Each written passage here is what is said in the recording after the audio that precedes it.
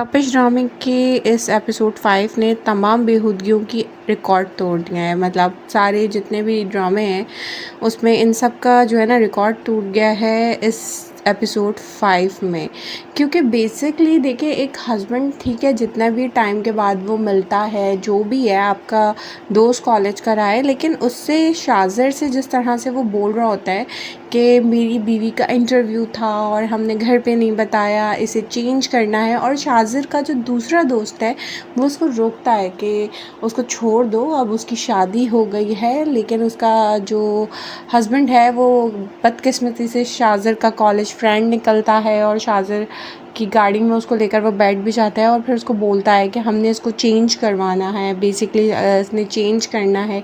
नहीं, ऐसे कैसे आप किसी दोस्त के सामने ऐसे बोल सकते हैं कि जी मेरी बीवी ने कपड़े बदलने हैं अपने।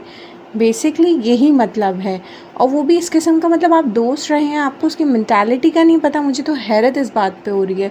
और वो कहते हैं ना कि एक औरत की आँख और दिल उसका भांप लेता है कि सामने वाले की इंटेंशन क्या है। जो सामने वाला मर्द है वो क्या, मतलब इसमें साफ साफ दिखाया है कि जो उसकी बीवी है मेरा, वो सब इसको बोल रही है कि देखो नहीं, मुझे इस बंदा ये नहीं समझ में आ रहा है, ये इसकी नज़रें मुझे चुभती हैं।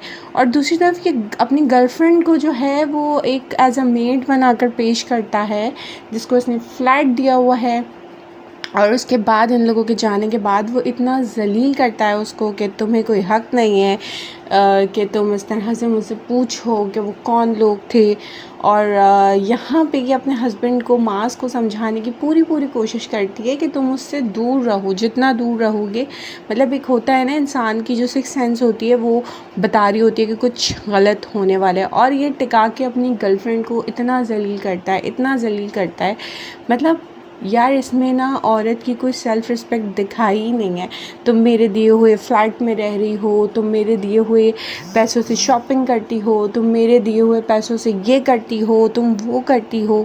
और यहाँ ये बेचारी, मतलब आप इजीली एक लड़के से इतना सब कुछ ले रही हैं, तो आप उसको दे क्या रही हैं। और इतना जो कि आज़ाद ख़याल है, मतलब ऐसी लड़कियों के पेरेंट्स कहाँ होते हैं हमारे माशरे में ना। इस चीज़ को इतना आम मत करें, जो चीज़ दबी हुई है उसे दबा रहने दें, उसे अया ना करें।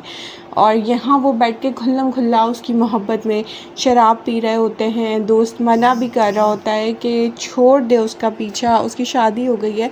इस ड्रामा बहुत अच्छा है, इसकी कास्ट बहुत अच्छी है, शुरू में बहुत अच्छा भी लग रहा था। लेकिन एक शादीशुदा लड़की को लेकर मतलब इतनी इंटेंशन मुझे नहीं अच्छा लगा, मतलब मुझे नहीं समझ में आया। हमारा माशरा इन सारी चीज़ों को ना अवॉइड करता है और ये सारी चीज़ें बड़ी आया होकर सामने आ रही हैं। कुछ मीडिया का भी कसूर है। जिस तरह के ड्रामे हम पहले देखते थे, ठीक है, आप कुछ नया लेकर आएँ, मोहब्बत, इश्क, अफेयर, अब इन सारी चीज़ों से बाहर निकलें। हमारी यूनिवर्सिटी, कॉलेज, स्कूल के बच्चे वैसे ही मोहब्बत और इश्क जुनून में पागल हुए हैं। सो अब मज़ीद हम ये सब कुछ अफोर्ड नहीं कर पाएंगे।